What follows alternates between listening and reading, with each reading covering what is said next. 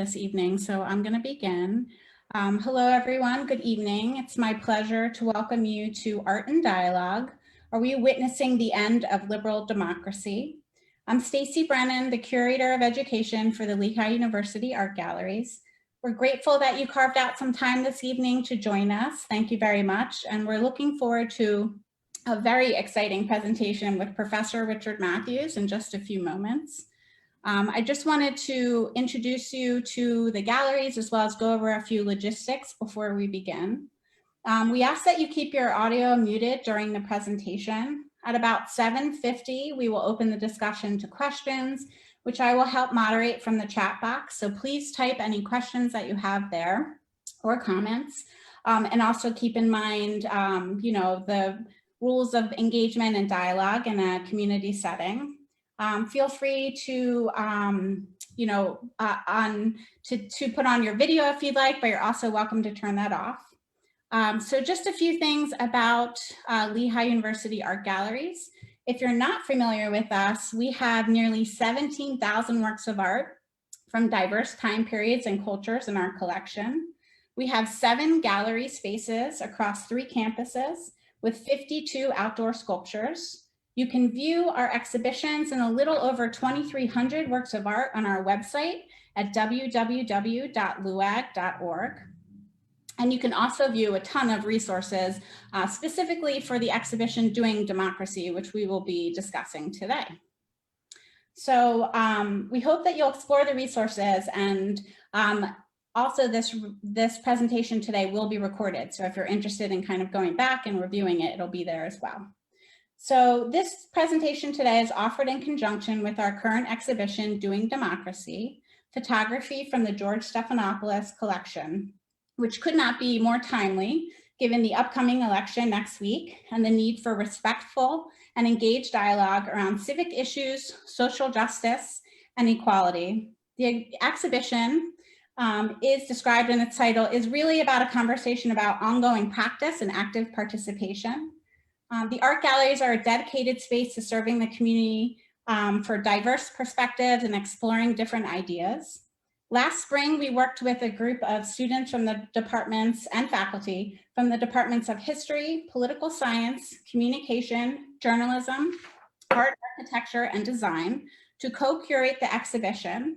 Special thanks to Richard Matthews, who participated in serving as a visiting professor for the class and providing a written excerpt for the exhibition. The exhibition really offered an opportunity for students to look at the different photographs and select from the 2,000 that were donated to us, 500, which we then culled down to 107 that really tell the story of democracy. We group them in themes as shown here, or clusters, to tell a story and to really explore how, when juxtaposing 2 photos or many photos together, they really can complement each other and tell a fuller story. The exhibition really explores and shines a light on significant events from the 20th century to the present.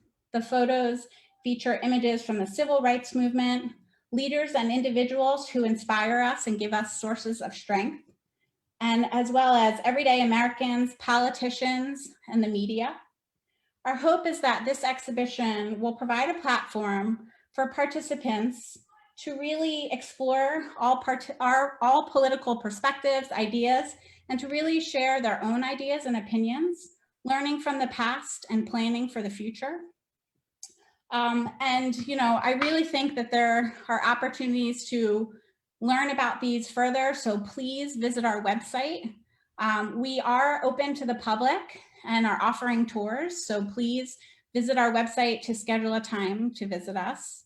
And we also have extended the exhibition to the South Bethlehem Greenway, which is a 1.9-mile stretch, where you can listen to audio guides about the specific photographs featured, as told by the students who helped to curate the exhibition. So without further comment from me, it is my honor to turn the microphone over to Richard Matthews. Rick Matthews is currently the chair of the History Department at Lehigh University, the National Endowment of the Humanities Distinguished University Professor of Political Science, and he received a PhD from the University of Toronto, a master's degree from the University of Delaware, and a bachelor's degree, magna cum laude, from the Muhlenberg College. He has served at Lehigh since 1986 and has been chair on numerous occasions.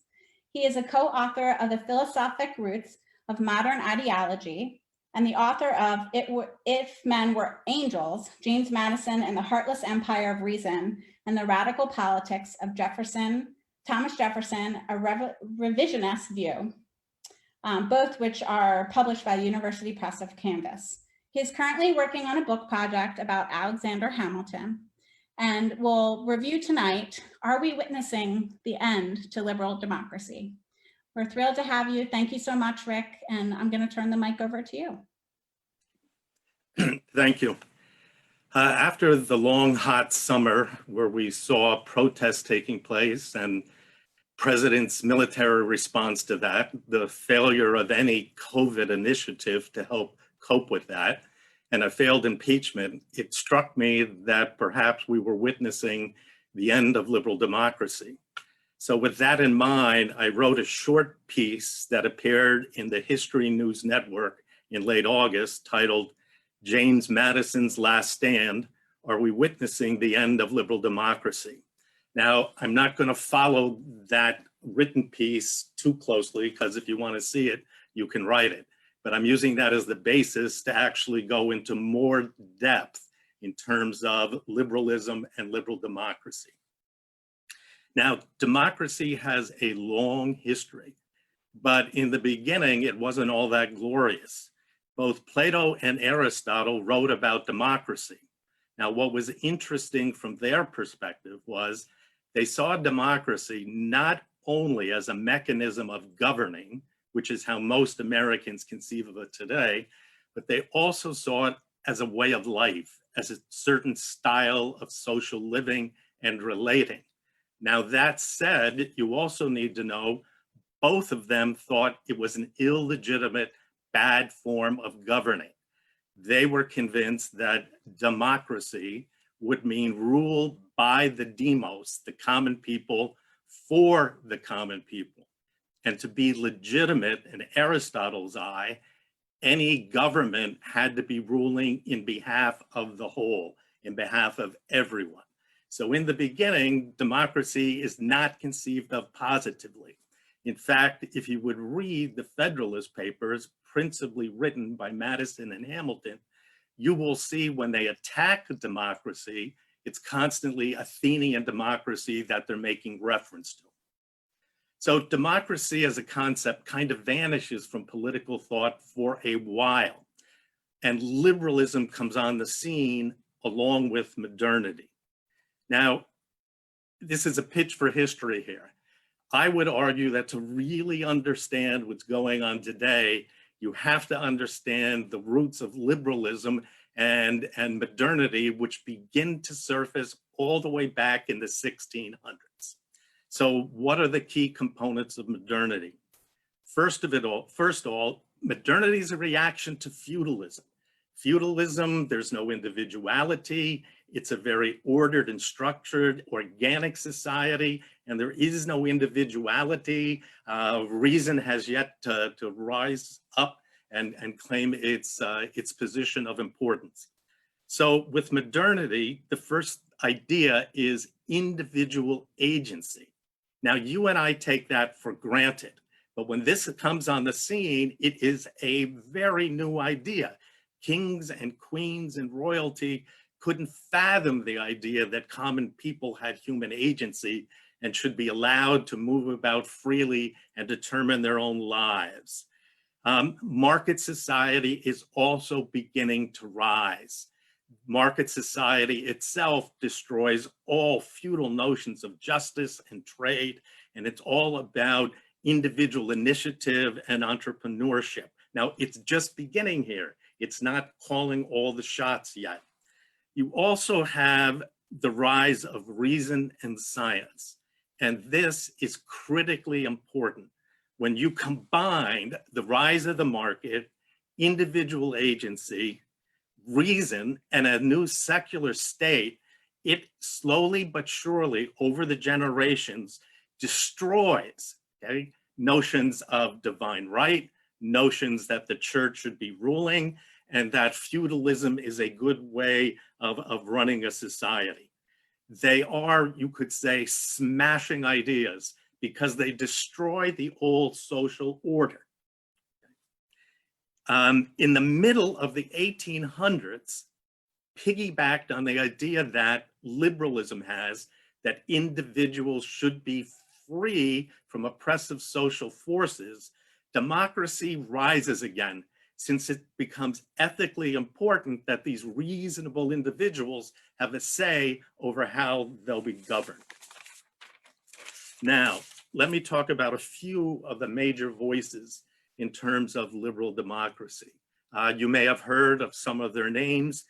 These are certainly major figures in Western political thought.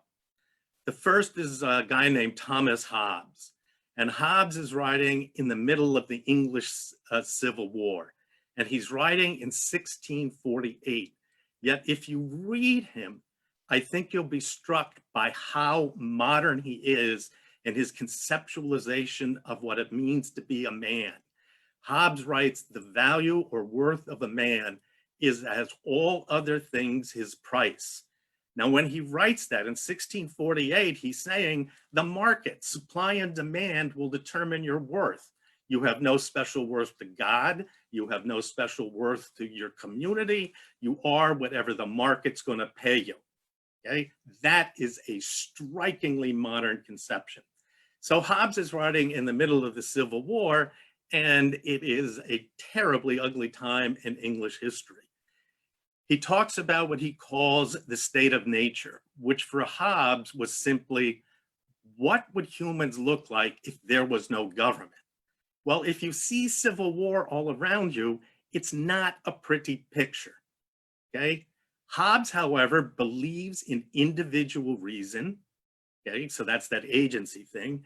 He also believes in individual rights, okay? In fact, he says in the state of nature, every human has the right to everything, even to one another's body.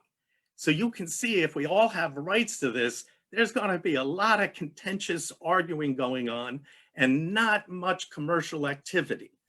Hobbes also thinks, though, that these are equal rights, okay? Not some people have them versus other people have them. So his solution to this, since we are reasonable enough, and he assumes all rational people will want to seek peace, to end the Civil War, his solution's not terribly liberal. He says we have to form a social contract, so that would be all of us free individuals rationally agreeing to obey what he calls the Leviathan, which is his name for government, which means monster, which I think tells you what he thinks is necessary to control human beings. Well, Hobbes's theory doesn't get many positive people endorsing it, especially since John Locke comes along a few years later in 1689 and has a very, very, very different theory. Okay, first of all, Locke says we are all equal, but we're equal in that we're all God's children.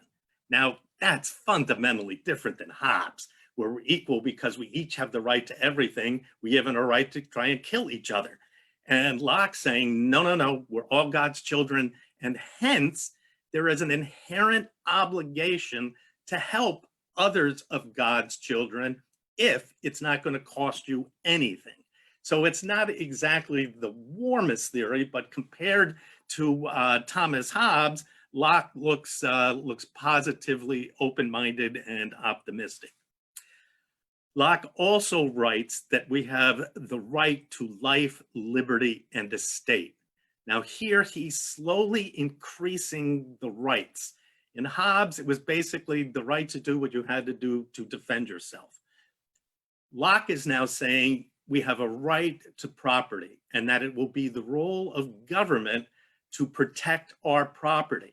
Now, you can't think of property too narrowly. Your body was property from Locke's perspective. Any rights to conscience, rights to a free press would also be considered as rights to Locke.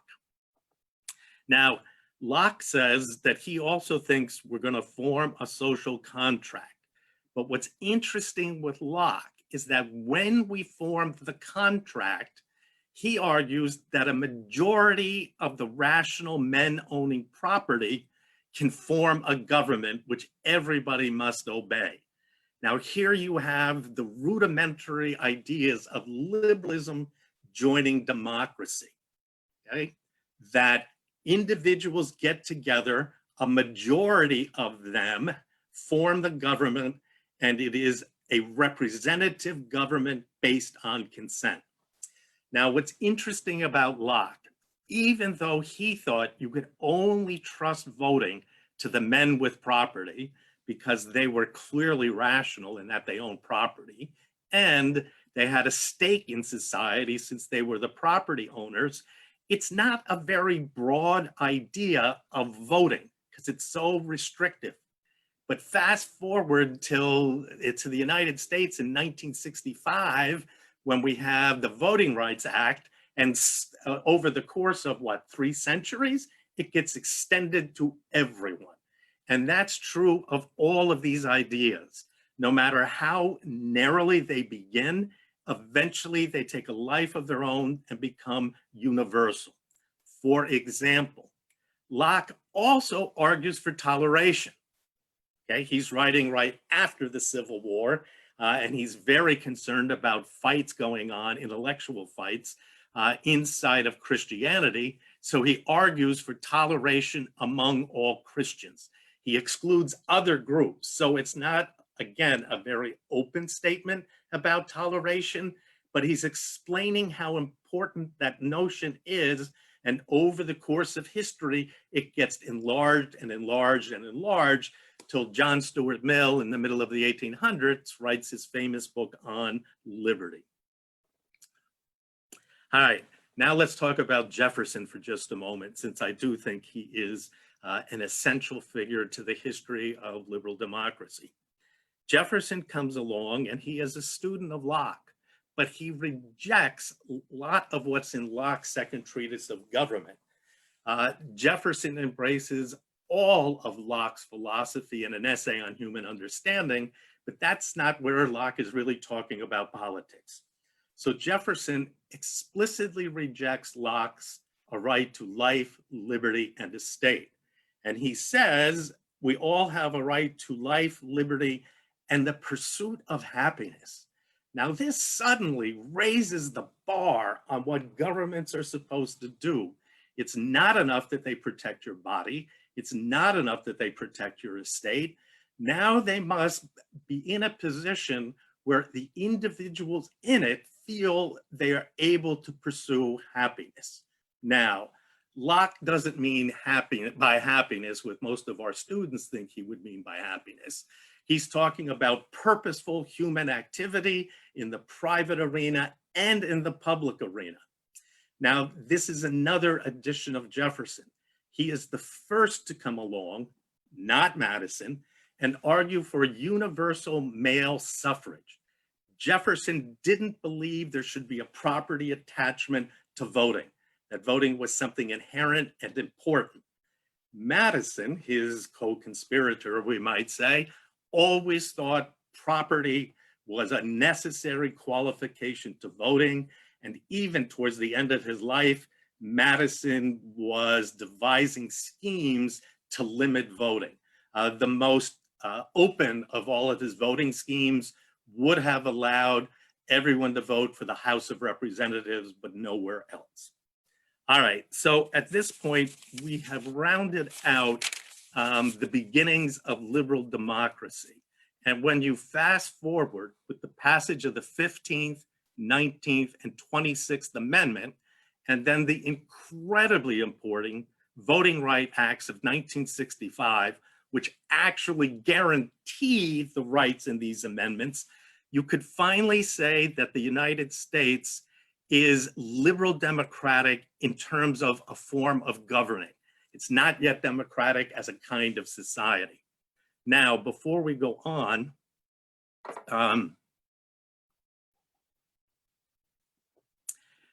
it's important to realize that Madison didn't want to construct a democracy. He's crystal clear on that. He says he's constructing a representative government he calls a republic. He also boasts that what distinguishes our form of government from all other republics, and it's a devastating sentence. He says it's because in our form, the people never act in their collective capacities. Now, this is really important because Madison really didn't like democracy as a form of governing. He preferred a republic, but he wanted to make sure that the mass of Americans never voted as a group. Hence, we have the crazy electoral college. Okay, you vote as a member of Pennsylvania or a member of New Jersey. If you're fortunate enough to be in Wyoming, your vote's going to count more than almost any other citizens. Okay, and you can have a situation where, like Donald Trump, you are legally elected, but not democratically elected. Hillary Clinton won the popular Democratic vote. Okay, I'm not arguing Trump isn't president. He's lawfully president, but he was not elected by the majority. It's also important to point out that the Senate is not based on any reasonable conception of democratic representation when tiny states like Wyoming are overrepresented by 2 senators and 1 congressperson guaranteed by the Constitution, compared to other states, any state with 4 or more electoral votes. They're based on equality. All right, now I want to pause for a second to look a little more in detail at liberal democracy. One of the courses I teach is on political ideologies. Now, ideologies is just a fancy word for belief systems. Okay, what do various people believe? But they are systems. So I'm going to describe liberal democracy as a set of characteristics, as a set of values that all liberal Democrats believe in. And while I'm doing this, it's important for you to realize that Americans tend to have a skewed view of this. These characteristics apply to both American Republicans, let's just separate Trump and his group to the side, and all Democrats. Okay, Ronald Reagan would endorse all of these. Both Bushes would endorse all of these. John McCain would endorse all of these. Barack Obama would endorse all of these. The Clintons would endorse all of these. Biden would. So let me go through the key characteristics. First, individuality. Again, as I said before, the individual should be free from external impediments to pursue his or her own interest.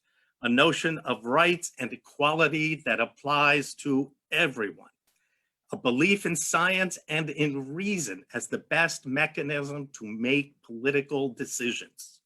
Okay? The rule of law, the idea that no one, not the king, not the queen, is above the law. It applies to everyone. Toleration. Okay? Belief in the value of exchange of diverse ideas and diverse ways of living. Majority rule. Okay, that the government should be ruled by a majority of the population, and a market society. That a market society is the best way to distribute goods and services. The photos that you will see at the end of my presentation are part of the history of humans fighting for these rights. Okay, it's a fundamental truth of political science that those in power do not like sharing it. These rights that I just went through had to be fought for over the course of hundreds of years from generation to generation. Okay, so now that's a model of what it means to be a liberal Democrat. And so you should be able to see that prior to this coming election, we always got to pick between 2 parties that both believed in liberal democracy. They disagreed about how involved government should be, or how involved government should be in controlling the market society, okay? But they agree on these fundamentals. Now let's ask ourselves about Trump for a moment. Does Trump believe in individuality? Well, this is a complicated one. I think we can say he believes in it, but only for real Americans. He's not so sure about those folks that don't fit his image of what it means. Rights and equality? Well, he certainly believes in gun rights, but I'm not sure he believes in the right to protest, the right to assembly, the right to a free press. Does he believe in reasons and science? Absolutely, positively not. He has demonstrated this over and over again. Now, it's important to realize when I go through the characteristics of fascism, how it ties in with his notion of what it means to be the leader of a fascist movement. Does he believe in the rule of law? Hardly. You see, he believes in pardoning his friends and associates. He doesn't believe in honoring subpoenas from the Congress. So you can hardly say he believes in the rule of law. Does he believe in toleration? I don't think I need to waste any energy on answering that question. Does he believe in the market system? Yes, I think he does, although he's willing to play fast and loose with it. So now the question is, does Trump fit the liberal democratic model? And I think the answer is clearly no. Now let me go through the key characteristics of fascism. Now I mean this descriptively, okay? Not in a derogatory sense. And there's no real hierarchy in these orderings. I'm just going through the key characteristics. First is some concept of nationalism, that the nation is really very important, more important than most individuals, and that it's a living, breathing, organic entity. Second, the leader is infallible. Now, I literally mean that. So that when Trump says as the leader, that's fake news, the fake news is what is false. The fake news is what is the lie. What he says is the truth. And you can see this in terms of his followers, who in response to any kind of detailed rational questioning will just say, fake news, that's not true, that's not what the president says. This becomes an incredibly powerful weapon when you have his skills using Twitter. Okay? Hitler and Mussolini would have given anything for this technology because it allows Trump to be in instant contact with his base, controlling the message, controlling the way they think, the way they view reality, and he is incredibly good at this. It's part of his real power base. Violence. There is an embrace of violence inside of fascism. We have seen Trump repeatedly embrace fascism. Embrace violence in his reaction to protest, in his reaction to speakers heckling him when he's giving an address. Fascism believes in anti-intellectualism. A problem with a nation is if it starts listening to its educated classes because the common man and the leader knows everything. Anti-science, absolutely. Anti-reason, absolutely. Xenophobia is a part of fascism. Well, we've seen that in Trump from day one. Racism can or doesn't necessarily have to be part of fascism, but it certainly is part of Donald's fascism. Last but not least, and this is important, part of fascism is a fundamental belief, and this fits in with violence, okay, in social Darwinism, in survival of the fittest. When people are puzzled by Trump's reaction to COVID, I think it makes perfect sense. Allow the idea of herd immunity to surface, the weakest will be destroyed and the strongest will survive and make for a stronger nation. Now, he's obviously not going to come out and directly say this, but think about his own activities running for president. You know, he winds up in the hospital and he's got to go out infecting his Secret Service so he can wave to the people and show how strong he is. And he continues to call Joe Biden weak. Right? So if you list those characteristics up, it seems to me Trump fits those like a hand in a tailored glove. Okay? Now, to be clear, human beings could rationally choose that set. Okay? And that's why I think this is the most important election in United States history, probably since Lincoln. Do we want the American set of values that are embodied and embedded in liberal democracy, or do we want to take this radical turn to the right? Now, with that, let me say a little bit about Madison. Madison constructed the current system we live under. And while there have obviously been changes, for example, voting, it is still, by and large, the way he designed it. Now, Madison did not have the highest view of humanity. He is not Jefferson. Madison's most famous statement is, had every Athenian citizen been a Socrates, every Athenian assembly would have been a mob. Now, think of that. Here is Socrates, the Western epitome of the just, wise human. And Madison saying, get a room full of Socrates together, and you're inevitably going to get a mob. Jefferson would fundamentally disagree with that, but Jefferson's not around for the framing. He's over in France while the Constitution is being drafted.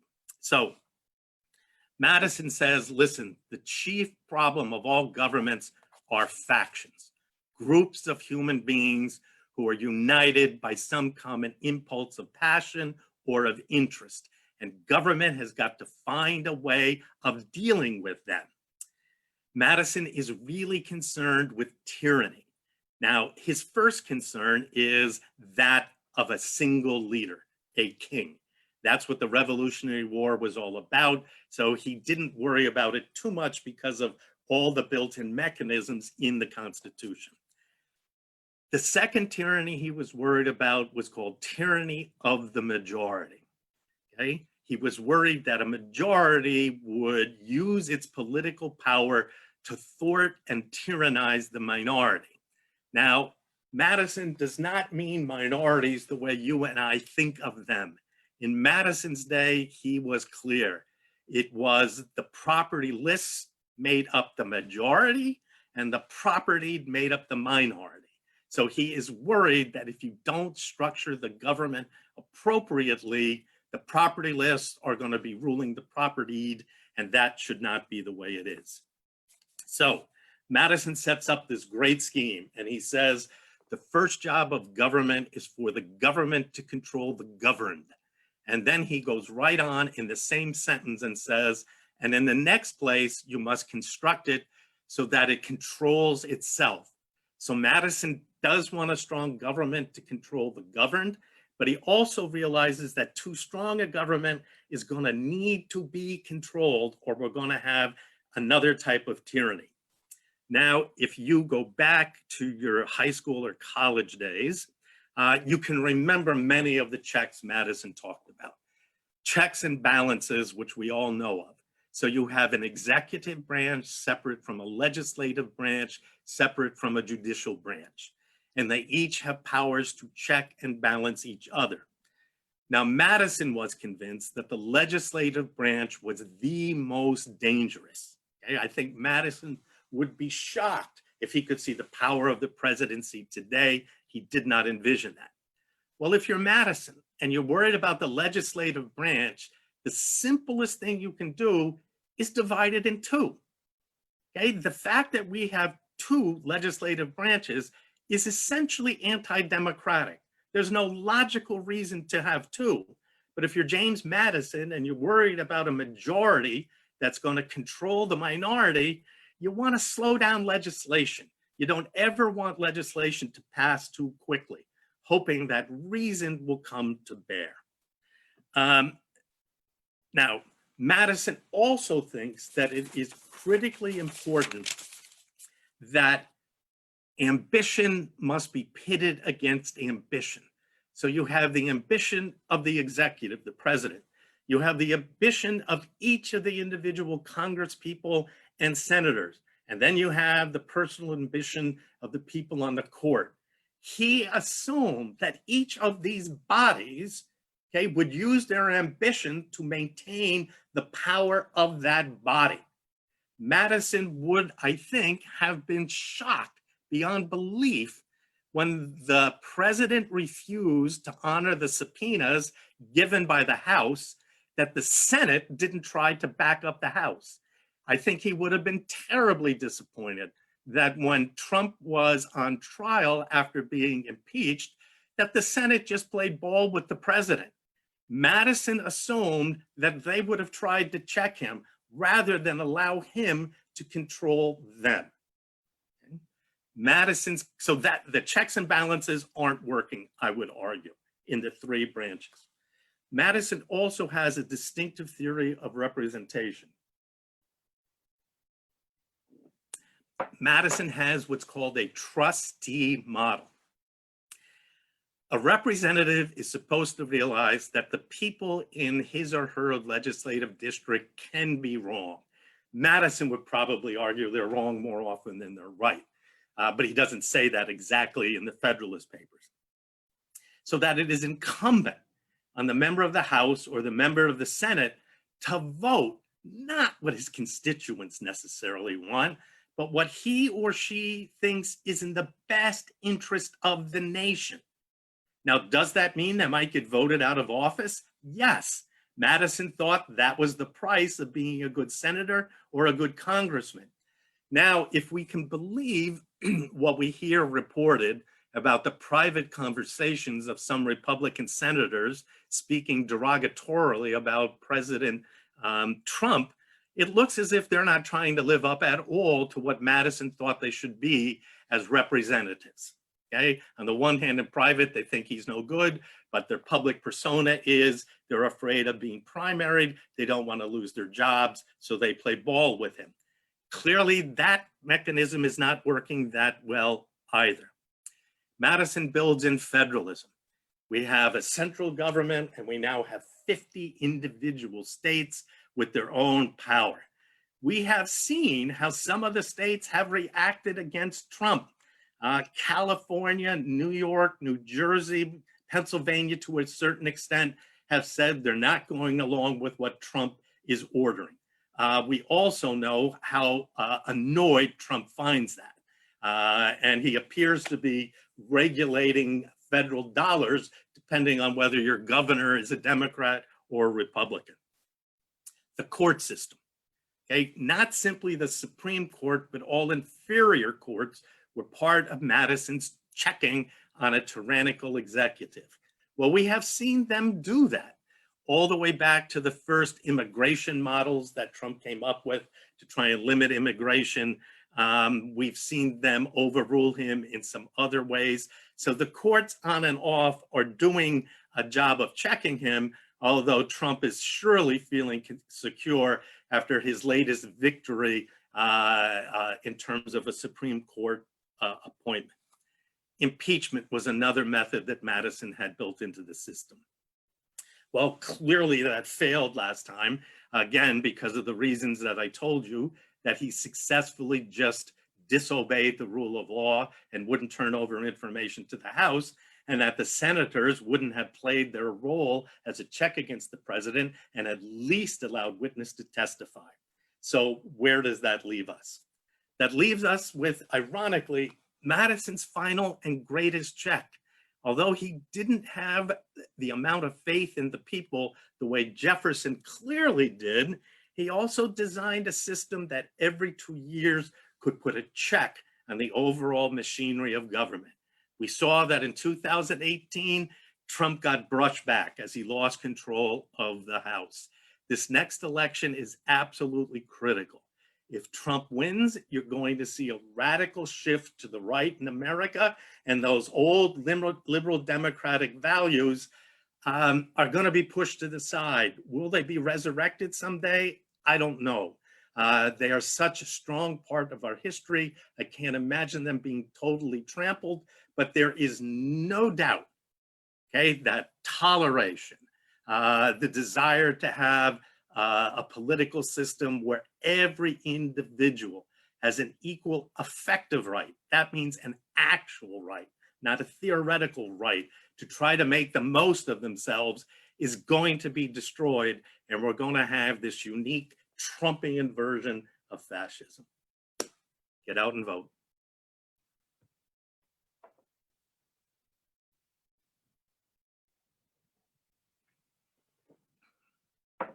Okay, I guess, is this what Mark's going to show? Yeah. No, I wasn't sure. I will bring Mark in. Thank you. It is amazing to learn from history and also terrifying to think of where we are. Mark is here. I'm going to pull up the presentation. Hi, Stacy. Hi, Rick. Hi. Thanks for that. Thanks for that talk. I thought we would, maybe jumping off that, take a look at a few of the photographs in the Doing Democracy exhibition. Rick, you and I had occasion over email in the last couple of weeks to just exchange some thoughts about some themes that are relevant to your talk, and also to works that are in the exhibition Doing Democracy at the main gallery at Zollner. And you asked me if I thought that there were any images in the exhibition that reflected the role of the police, which certainly seems relevant to some of the things that you are talking about tonight. I wonder, I don't know if you want to say a few words about why that theme resonated with what you were talking about. Well, when I originally wrote the Madison piece, it was after a long, hot summer of a failed impeachment, protests with Black Lives Matters, and the disastrous handling of COVID. And when I originally looked at some of the pieces you sent me, I was struck how the photographs of the summer, the visuals from the summer just look so much like the visuals from the 1960s and the civil rights movement. Okay, the one striking difference, now you can actually see it even here, but as you see some of the other ones, look at the police. Okay, this guy is my image of a policeman, not that he has his hand around her neck, but the way he has his white helmet on and he looks like a cop. As you see or think about the more contemporary ones that you and I saw over the summer, they're in military uniform. And this is about the militarization of the police. And I would argue the way that the state is getting more involved and more constructive in terms of squashing any protests that have the possibility of bringing about real change.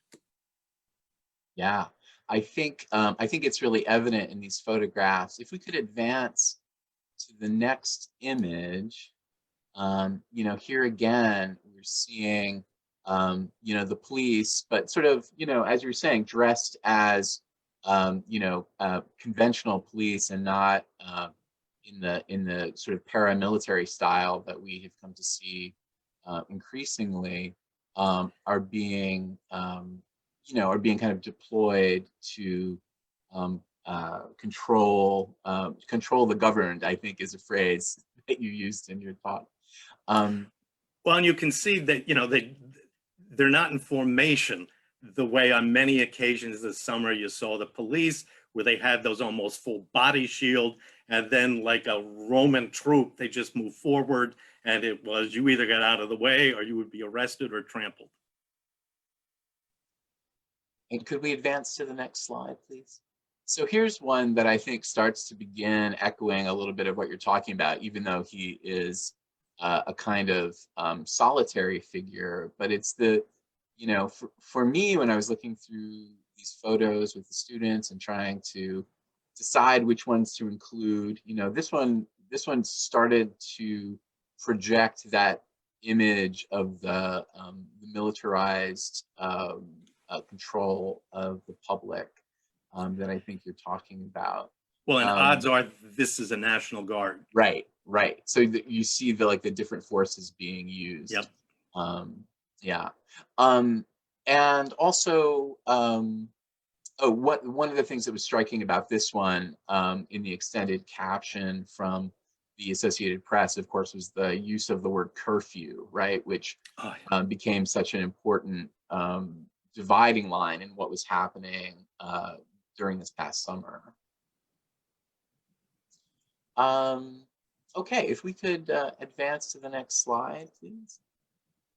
You also asked me to see if we could find some some images that centered around Martin Luther King's speech, as well as the March on Washington. And we have this terrific one that is directly from the March on Washington, summer of 1963. This and the next slide as well. This one is just from a little bit earlier in the summer. Some thoughts on why you were interested in seeing those, Rick? Well, first of all, you can see that these are peaceful protests, okay? And again, I think it's critically important to realize that those liberal values were fought for. Again, power is not going to give you anything. You've got to take it. And sometimes that requires protest, sometimes that requires violence. But I was thinking about the protests and then King. It seems to me, you know, it's the famous "I have a dream" speech. And given where we are now, America really needs a dream. I mean, it's almost as if, you know, Biden's whole thing is, well, we're not going to have the nightmare of Trump anymore. Okay, I've seen Obama make jokes about, won't it be nice just not having to follow Twitter all day? And I think a lot of people would say, yes, you know, we don't have to follow that. But wouldn't it be nice to have an American dream again? You're here. And if we could advance, I think, to the last slide, of course, here we see perhaps an optimistic image from the 1972 Democratic National Convention in Miami. We see, you know, people organizing around the process of selecting their candidate. And we see tremendous enthusiasm around democratic processes, I suppose. No, exactly. That's why I love this. It's what politics should be. Joyous expressions, people gathering together. Now, obviously, there's going to be people on other sides of the issue, but, you know, it looks like they're having fun. There's no violence on any of their faces. They look safe, and they're exercising their rights as citizens in a democratic state. Absolutely. That's certainly what we're all hoping for in this. Well, I want, you know, not just on election day, but this election season that is already unfolding all around us. We put our ballots in the box the other day, so. So those are the images that we gathered from the exhibition. Thanks for sharing a few thoughts about them.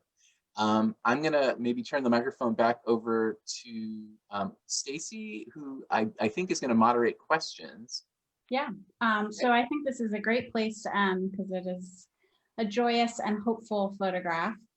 Thank you, Mark. Mark is our curator of exhibitions and collections for the Lehigh University Art Galleries, and an amazing resource. And thank you, Rick, for a wonderful talk. We do have a couple of questions here. The first is from Henry Fisher. And he asks, are there ways you can think of to democratize our electoral system beyond the Electoral College, while still ensuring that presidential candidates at least attempt to appeal to US citizens outside of urban population centers? And just a continuation of that, do you think that this insurance would even be necessary given shrinking distinctions in what the lived American experience is by state? Well, I think the simplest solution, and I recognize then that Wyoming's worried that no presidential candidate's going to go there. But we got to get rid of the Electoral College. I was reading the other day that I think it's in Brooklyn. Brooklyn passed 2 amendments to the Constitution. And the first one is to end the Electoral College and simply say whoever garners the most votes from the general public is the president. And they also want to configure the Senate so that it is based on population rather than geography. The other thing is, I'm not so sure, given advances in technology, how critically important it is that someone physically goes to a state, right? If we've learned anything given Zoom, there's incredible possibilities. So certainly if you were running for president, You could be on huge television monitors talking to crowds in Wyoming or in rural areas. Thank you for that response. I think that's interesting to talk about in times of COVID and not being planted in a specific location anymore. We do have two questions, but I'm going to skip to the second one quickly because the question is, where do we go from here? Is it possible to reconcile our nation, or has Trump and his rhetoric done irreversible damage? I think that is an enormously important question, and we will find out. If Trump does lose, I find it hard to believe he's going to be quiet. I find it hard to believe that he will follow the pattern of past presidents, which tend not to say anything about what's going on. I picture him trying to get his own reality show and do a constant running commentary on whoever is president. But, Trump's base is aging and getting older and fewer in numbers. And if you hear John Meacham talk, the famous historian, in 20 years, Trump's base is not going to be of much power at all. Mm-hmm. And Catherine Zimmerman said, these are truly remarkable times with regard to liberal democracy. Has the US experienced anything similar in its history? You just gave us kind of a brief overview. Is there anything that compares to what we're going through now? Well, look, the McCarthy era was also really, really terrible. A lot of academics and Hollywood writers had their lives ruined.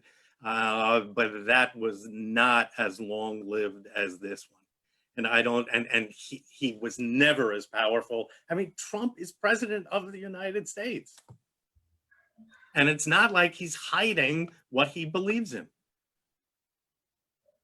No, he's putting it on Twitter. Well, and he did get votes. Yeah. And how do you see the possible armed insurrection after the election is undecided? You mean when he makes calls for his supporters to stand back and stand by? I don't know. I think that's going to depend really on his rhetoric and whether he's willing to show any statesman-like qualities, and based on his past performance, I don't see why we should think he would do that. Are there any lessons from history that we can call to give us strength or ideas for how to proceed forward? Well, I think it's also going to depend on what happens in the Senate. I mean, if the Senate should flip, you're not going to have many Republicans with anything to say that can be a thwart to at least the initial efforts of a Biden administration. I think the other thing that we have to come to terms with quickly is, are we going to listen to science with this COVID? Okay, or are we going to continue to pursue this crazy policy of survival of the fittest? And if Biden and others, assuming he wins, are able to convince enough of the American public to wear masks, then maybe we can have a little bit more faith in government and a little more faith in our own capacity as citizens to control this. Yeah, that's definitely a great concern. And Valerie Taylor adds, despite Trump's base aging, how do you think the recent changes in the judicial branch will alter the course of the US? Which is a great question. Yeah, it's tough to tell where we're going to head. Her hearings before the Senate were laughable. I don't think she was asked one difficult question except by Harris when she said, do you believe in global warming? And she said, well, scientists disagreed, which I thought should have been enough right there to raise some issues. But, I heard several Republican congressmen invoke the name of Madison. And of course, I bristled at that because they have no idea what Madison thought of original intent. And it's not what she thinks of original intent. And the fact that everybody genuflects because she's an originalist I wish someone had asked, and I realized in the American Senate today, you couldn't, but my fantasy would have been to ask her, so if you're a fundamentalist and about the original intent of the Constitution, how does that make you different from any of the Islamic fundamentalists who want to read the Quran as if it was written in the 1300s? And the real answer is, it doesn't. You know, among Quran scholars, a simple distinction would be those who think it's all about the text, which would be her, versus those who think it's about the context. You know, what does this document mean in the context of 500 years later, 400 years later, okay? And she thinks she can go back and know what the founders thought. I don't think it's possible. So the future is yet to be seen. There's a lot to come into play in the next couple days, week. You know, I think Henry and Dr. Odie and I were messaging each other, and I think what is promising is that people are turning out to vote. So we can all trust and hope in the judicial electoral process in some form. Do you have any kind of closing remarks in terms of the history of democracy and where it's leading us, or your hope for what you'd like to see? Well, I mean, I think it was the way I closed it, and that is, this is a critical time in the history of the United States. You know, Madison's system worked incredibly well, except it didn't work during the Civil War. Okay, his system was saved by a war, not the system itself. It worked incredibly well until now. Okay, and you can see the divisions are so great in the United States. And even a question about civil disturbance after the election, you just got to hope that people do turn out a vote and respect the outcome. We have one last question. Can the Chief Justice prevent cases from being heard because it's too close to Election Day? I don't think so. Yeah. Not Well, by himself. I mean, if I think it requires 4 justices to hear something. so we'll hope that the democratic process works itself out in the next week or so. We're grateful to you for your time this evening. Thank you so much for everyone who has joined us and for the overview of the history of democracy. And I hope that you will visit our website. You will explore the images in our Doing Democracy exhibition. We have lots of great videos and resources for you to explore, as well as a number of upcoming programs, a LUEG at Lunch student guide series. So we hope you'll join us this Thursday and Friday, as well as the upcoming weeks for programs both led by Lehigh students as well as faculty and community representatives. So thank you everyone for joining us. Thank you, Rick Matthews, and thank you, Mark Wansedler. And we hope everyone has a wonderful evening. Please go out and vote.